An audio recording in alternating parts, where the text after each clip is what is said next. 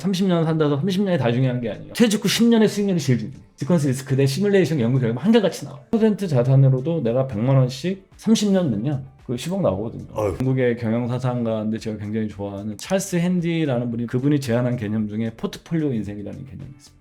후에 투자나 재정적으로 젊었을 때보다 높은 수익을 바란다기보다는 거꾸로 은퇴 후에 이제 쪽박 차지 않는 방법, 가진 어떤 재산을 잃지 않는 방법. 최근에 이제 고령화 되면서 나타나는 현상 중에 하나가 금융사기의 증가입니다. 금융사기 공부하는데 제일 좋은 교재는 검은 사기라는 만화가 있습니다. 거기 보면은 다양한 금융사기 기법들이 너무너무 그 만화인데 잘 나와 있어서요. 이렇게 국내 만화인 거예요? 일본 만화인데 저는 그거 굉장히 좋은 교재 같아요. 너무 재미있게 읽었었는데 여러분 책 이런 거 생각해 보셔야 돼요. 고수익과 안정성은 같이 갈 수 없다. 빨리 생각하셔야 돼요. 제가 저희한테 한 말씀드렸던 건데 2007년도에 미국에서 가장 존경받는 금융인이었던 버나드 메이도프 사건이 있는데 이 사람이 고객이 한 13,500명 정도 있고 이 사람 펀드가 매년 12%씩 한 해도 거르지 않고 10% 수익을 내요. 여기에 돈을 넣고 싶어서 안달이 났고 아무나 또 안 받아줬어요. 그러니까 여기에 펀드에 가입하는 것만으로도 자기 인생이 성공한 것처럼 느낄 수 있어요. 멤버십 같은 거. 예, 멤버십 같은 거. 유명한 게 스티븐 스필버그 같은 영화 감독도 당했지만 이들만 당한 게 아니라 세계적인 금융회사들도 당했어요. HSBC, 뭐 노무라, 산탄데르 세계적인 금융회사들인데 이게 뭐 시장 변동성에도 상관없이 매년 10% 수익을 이렇게 냈으니까 뭐 어마어마한 거거든요. 이거는 결국은 이게 뭐냐면 폰지 게임 무려 52조 원의 그런 사기가 났고 넷플릭스인가의 다큐멘터리가 있습니다. 그걸 한번 보시면 고수익과 안정성을 약속하는 것이 근본적으로 다 사기구나. 특히 노년의 금융사기는 단순하게 돈만 날리는 게 아니라 살아왔던 삶의 부정까지도 이루어지는 이벤트거든요. 두 번째 투자정보 과잉사회거든요. 저도 거기 일조하는 것 같아서 좀 마음이 편치 않은데 너무 많은 정보와 많은 자극은 투자에서 충동성을 높이는 쪽으로 작용을 하거든요. 정보인지 소음인지 구별하기 어려워진 시대에 살고 있어요. 그것이 어찌 보게 되면 디지털 모바일 시대가 되면서 수많은 정보에 노출되는 거기 때문에 의사결정의 신중함이 굉장히 떨어져 갑니다. 특히 유튜브 같은 데 나와서 한 다음에 자기한테 투자라고 하는 사람들은 절대 하시면 안 돼요. 부동산으로 50억을 벌었네, 난 착한 부자네, 뭐 이러면서 막 강연하고 사람들 모아서 같이 부자 됩시다 했던 사람들은 결국 다 감옥 갔어요. 좋은 결말인데요. 예, 그래서 여러분들께서 세 번째로는 중요한 게 뭐냐면은 이게 시퀀스 리스크라는 게 있습니다. 근로소득이 있을 때는 시퀀스 리스크가 발생하지 않아요. 돈을 빼서 쓰지 않거든요. 대체로 내가 근로소득으로 생활을 하기 때문에. 근데 퇴직하게 나면 기존에 모았던 자산이 많든 적든 간에 빼서 써야 됩니다. 퇴직 후 여러분 30년 산다고 30년이 다 중요한 게 아니에요. 퇴직 후 10년의 수익률이 제일 중요해요. 시퀀스 리스크 대 시뮬레이션 연구 결과 한결같이 나와요. 그래서 여러분 퇴직 후 10년을 내가 어떻게 자산 운용할 건지 여러분들이 뭐 정답은 없지만 고민을 많이 하셔야 돼요. 아직까지는 이것이 한국에서 어떻게 인출해야 되고 어떻게 시퀀스 리스크를 관리해야 되는지에 대한 논문도 없고 연구도 많이 안 돼 있어요. 저는 들었을 때 되게 중요한 것 같은 게 은퇴 후에 10년 동안 사실은 이전보다 안정적인 소득이나 직업이 없는 상태에서 자기 자산을 잃지 않고 손실을 최소화하면서 소득을 조금이라도 늘리는 그게 이제 10년 동안 그래서 이게 뭐 허드렛 일을 해서 150만 원을 내가 벌더라도 그걸 가지고 있는 사람들이 자산이 잘 안 줄어요. 그렇기 때문에 10년 동안 내가 이 일과 내 캐시플로우를 어떻게 관리할 것인가에 대해서 여러분들께서 좀 생각도 좀 많이 하셔야 돼요. 진짜 이거 중요합니다. 가장 유명한 그 인출의 방법론이 이제 윌리엄 뱅겐이라는 미국의 재무설계사가 만든 4% 룰입니다. 이게 90세까지 쉽게 생각하면 죽지 않고 원금하고 수익을 다 깨먹으면서 90세까지 딱 살 때 이때가 딱 일종의 제로가 되겠죠. 현금흐름이 마르지 않고 내가 갖고 있는 돈을 몇 %에서 인출을 하면 된다는 겁니다. 그래서 내가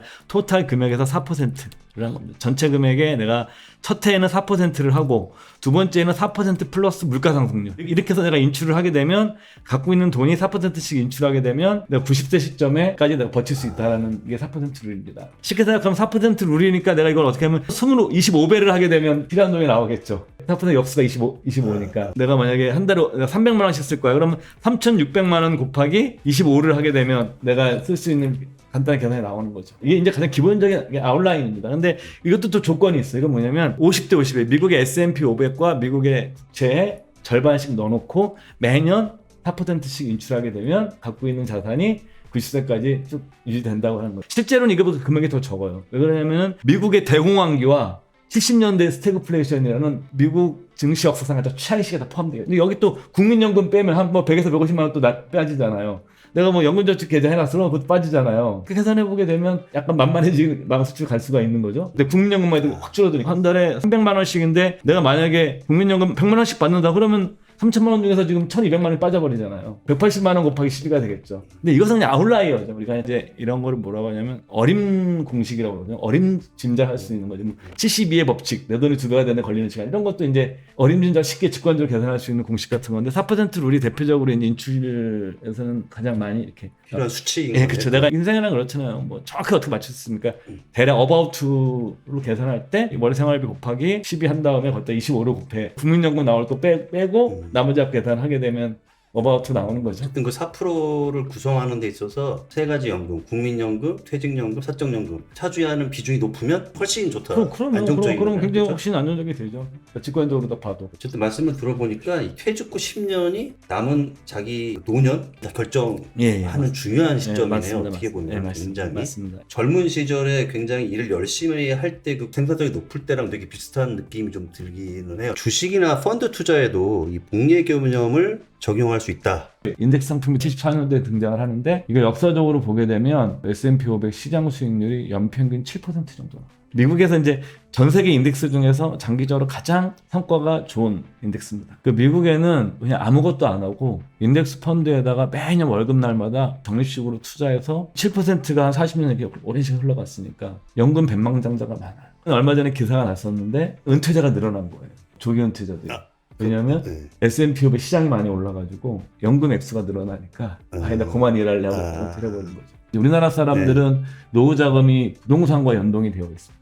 연금 제도가 발달되어 있는 나라들은 노후 수익이 주식장과 연동이 많이 되어 있어요. 그러니까 미국은 특히 대표적인 나라고 7% 수익률만으로도 충분히 노후 준비가 된 거예요. 시간을 만나서 계속 쌓인 거죠, 복리식. 투자 기간이 워낙 그렇죠. 기니까. 그래서 저는 여러분들한테 말씀드리는 거예요. 뭐 앞으로 뭐 S&P 투자하는 말씀이 아니라 미국이라는 어떤 하나의 시스템을 우리가 사는 거죠. 자본시장 시스템을 구입하더라도 미래는 어떻게 될 수 없지만 지금까지 7% 정도의 장기 수익률이 나왔기 때문에 7%면 여러분들 내 돈이 보통 10년에 한 번씩 2배가 되거든요. 72의 법칙이라고 해서 수익률로 71을 나누면 그러니까 뭐 7%니까 70이 나누면 대략 10년 나오거든요. 그럼 이것이 장기적으로 2배씩 만들어지고 또 하나는 S&P 500도 배당금을 줘요.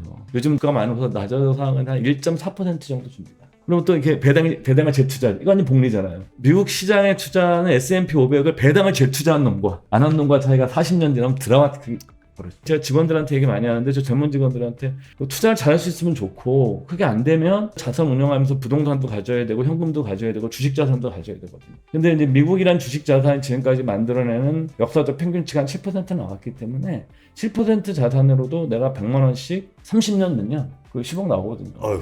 자본시장이라는 건 나라가 망하지 않으면 영원히 존재하는 시스템이거든요. 그렇게 우리가 접근할 수 있는 수단도 많아졌고 꾸준히 발생하는 수익을 재투자하고 그거를 내가 30년, 40년을 가져가려는 생각만 있으면 기본적으로 투자는 그렇게 어렵지 않은 것이다. 이게 아까 말씀하신 그 시간, 복리 이 부분하고 제가 볼 때는 연결된 것 같아요. 그러니까 투자할 때 기대 수익률을 높게 잡으면 안 되는 이유라고 저는 생각이 드는데. 근데 두 가지를 말씀드리고 싶은데 하나는 뭐냐면 주식형 펀드 같은 거에서 우리가 투자의 대가가 된 사람들의 수익률이 그러면 연 30%가 넘느냐? 그렇지 않습니다. 워렌 버핏도 20%대 초반이고 정기 수익률이 펀드 매니저로 들어가면 연평균 10에서 15% 정도를 내게 되면 레전드가 될 수 있어요. 높지 않네요. 중요한 건 이걸 꾸준히 내는 게 쉽지 않은 거예요. 제이슨 츠바이크라고 미국의 월스트리트저널에서 투자 분야 전문 칼럼니스트인데 전 개인적으로 엄청난 팬이에요, 이 칼럼니스트에. 이 사람과 이제 워렌 버핏이 이메일로 인터뷰해가지고 이제 버핏이 추천한 게 뭐냐면 무드셀라 기법을 나는 오랫동안 추천해왔다. 성경에 등장하는 최장수 인물이잖아요. 969세까지 살았던. 첫 번째, 장수. 오래 살면 좋다. long life. 두 번째, 무드셀라 테크닉이라고 부릅니다. 무드셀라 기법. 오래 사는 것 자체가 투자에 무조건 유리하다. 두 번째가 뭐냐면 높은 복리 수익률. 하이 컴파운드 레이트, 그죠? 세 번째, 장수와 복리 수익률의 결합. 이게 바로 무드셀라 방법이다. 반복되는 얘기 같지만 버핏이 이제 예를 들어서 65세에 죽었다고 생각하면은요, 그의 자산은 현재 자산의 90%가 날아가요. 그러니까 버핏이 자산이 사실은 65세 이후에 현재 90%가 돼요. 버핏은 돈이 크니까 그렇지만 일반 개인들도 시장만 쫓아가면 한 7% 되는 거고 운용을 잘해서 실력이 있어서 10번, 20번 내시는 분은 더 부자가 될 거고 아니면 내가 좋은 펀드를 만나서 연평균 10% 난다 그러면 장기적으로 가게 되면 복리식으로 늘려나갈 수 있는 방법이 됩니다. 마지막으로 은퇴하고 나서도 성공적인 삶, 이게 꼭 재무적인 것보다 어쨌든 삶을 운영하는 데 있어서의 성공적인 삶을 살아가는 방법? 영국의 경영사상가인데 제가 굉장히 좋아하는 찰스 핸디라는 분이 그분이 제안한 개념 중에 포트폴리오 인생이라는 개념이 있습니다. 그러니까 자기를 하나로 자기를 정체성을 표현하는 것보다 퇴직하고 나면 그래서 찰스 앤디 같은 경우에는 아내가 사진가거든요. 뭐 일주일에 이틀은 아내의 비서로서의 정체성을 갖고 일주일에 이틀은 저수가로서의 정체성을 갖고 일주일에 한 번은 강연가로서의 정체성. 다양한 자기가 하고 있는 일을 소위 말하는 한 가지 싱글 그 아이덴티티에서 멀티플 아이덴티티로 가야 된다는.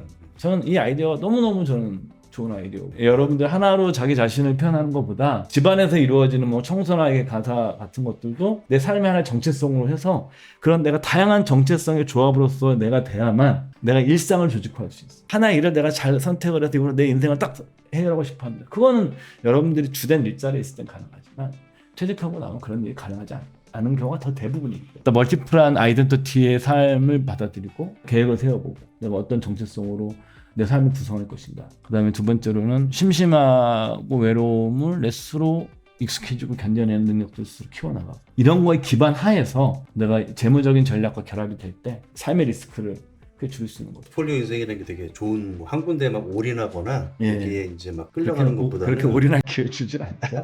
오늘 나와주신 거 일단 감사를 드리고요. 당신의 라이프 모멘텀을 응원합니다.